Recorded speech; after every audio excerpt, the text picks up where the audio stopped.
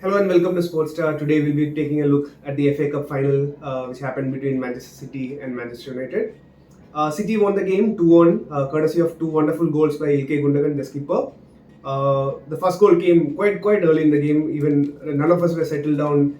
He scored within 13 seconds, the fastest ever goal in the FA Cup final. It was a beautiful right-footed volley from outside the box. Neither United defense nor De Gea did not even know what happened, and the ball went inside within 13 seconds. United looked shocked, but they grew into the game. They played well for a while. They actually outpassed City for quite a while, and they got a lucky break. Bruno Fernandes chipped in a long ball to Van Bissaka, and who tried to head it into the box, but it clipped Grealish's hand on the way, and United got a penalty. As expected, Bruno stepped up. He slotted it past Ortega, who was the keeper for the night for City. The game was on balance at that point. It was 1-1 at the halfway stage.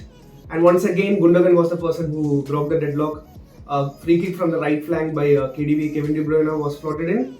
And Gundogan again went for the volley, but this time the connection was scrappy. It went through multiple bodies. De Gea spotted the ball very late.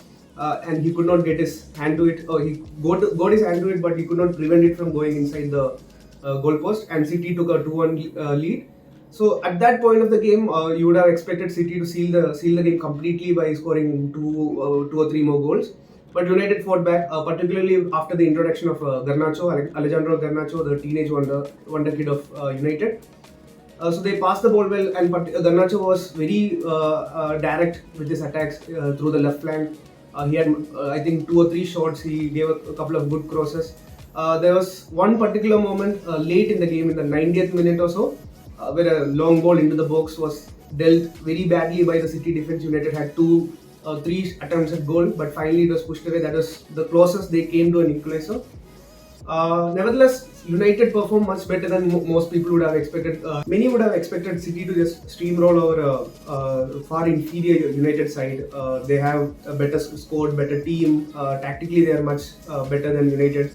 But United held their own for vast majority of the game. With better finishing and maybe a new forward, they can actually compete with City for the next season, but we don't know for sure. This is the end of the season for United. They have secured third place in the league.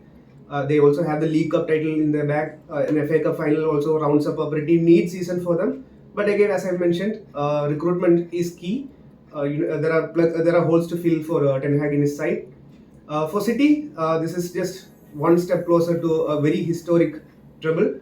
Next week they will be up against Inter Milan. A win would complete a treble, making them only the second English side ever after United in '99 to complete a treble of league title, FA Cup, and UEFA Champions League.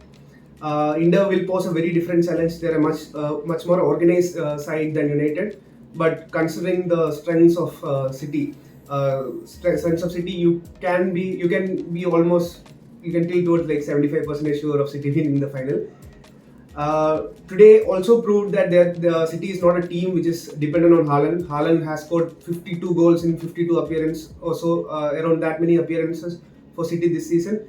Haaland barely had a sniff at goal, but still they managed to win. Gundogan turned in another exemplary performance late in the season. I saw a meme which equated Gundogan to Ronaldo at the end. When it comes to the end season, he keeps on scoring goals. He scored two consecutive braces in Premier League.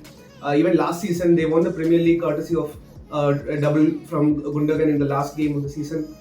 So all in all, City is as complete as a team can get. They didn't even need their first choice keeper Ederson today. Ortega was sketchy, but again he made a couple of good saves. So Guardiola is well on course to win Champions League for the first time since he has moved on from Barcelona, and City is on the verge of making history. Sadly for United fans, this is not the end of the football season. There is one more big game left. That's the UEFA Champions League final between Manchester City and Inter Milan. If they win, they complete the treble. So do follow us. Do follow Sportstar for much more coverage of football and particularly UEFA Champions League in the upcoming days.